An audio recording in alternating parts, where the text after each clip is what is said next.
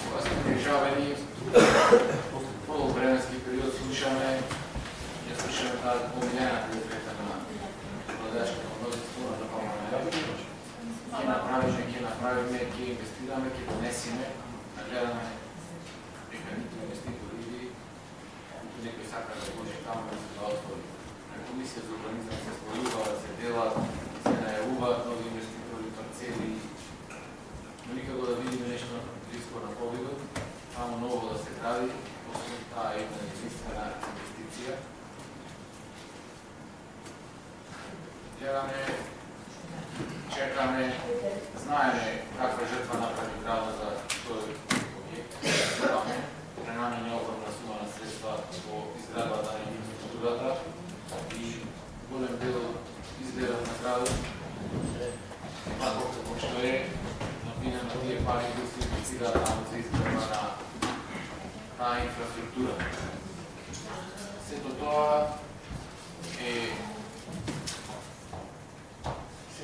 е мислам, такавата инвестиција е заради тоа што таму и сите елаборати кои беа изработени укажували дека тоа не е добро место за градење на каква индустријска зона.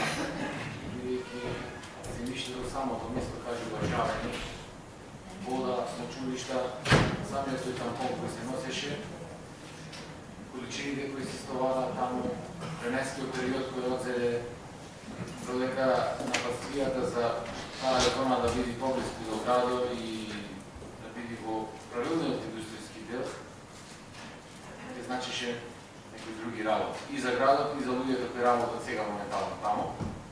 Значи, луѓето кои одат на Савајле стануваат во 5, да скратам, значи еден цел час, час и половина им заминува во патување.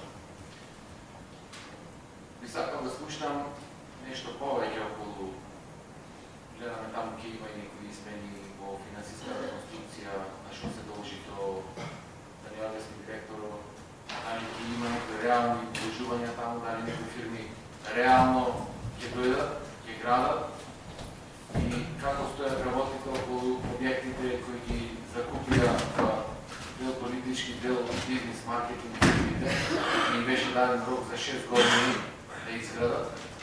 Дали општина да ќе ги одземи тие парцели, дали ќе ги даде на друг, кој се едноставно да ни кажи визиите и очекувањата за понатаму.